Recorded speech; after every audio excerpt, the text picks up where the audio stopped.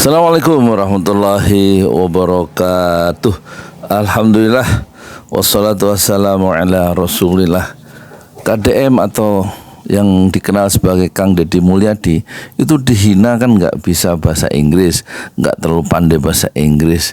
Terus dia jawab orang yang menghina, ya saya memang nggak terlalu bisa bahasa Inggris, tapi saya tanya ke Anda yang menghina saya, kira-kira begitu ya. Gaji Anda berapa yang pintar bahasa Inggris?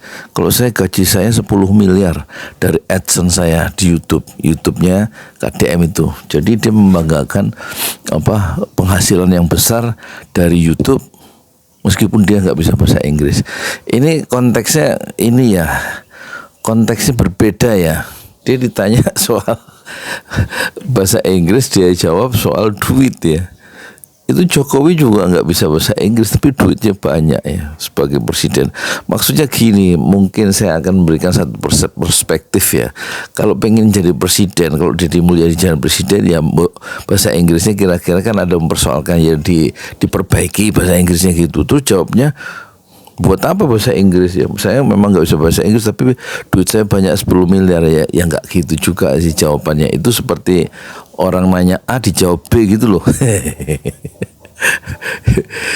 Jadi untuk orang Indonesia yang kebanyakan melarat, yang penghasilannya UMR, tentu jawaban 10 miliar dari YouTube, dari AdSense-nya Deddy Mulyadi tentu mengejutkan ya. Wah, berarti bahasa Inggris nggak terlalu penting ya.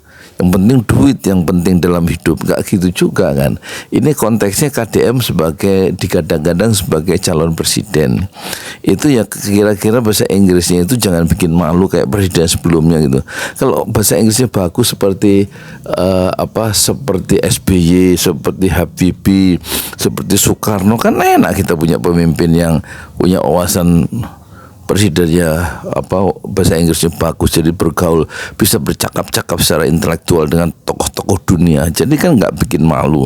Masa kalau kita punya presiden, punya pemimpin, ketika ketemu orang asing pakai bahasa Sunda itu kumaha aing, yang penting gue punya duit banyak, ya nggak gitu. Jadi saya kira harus didudukkan. Deddy Mulyadi sebenarnya nggak menghina pentingnya bahasa Inggris sebagai seorang pemimpin, cuman dia mungkin kesal ya kenapa dia dihina nggak bisa bahasa Inggris kan gitu ya.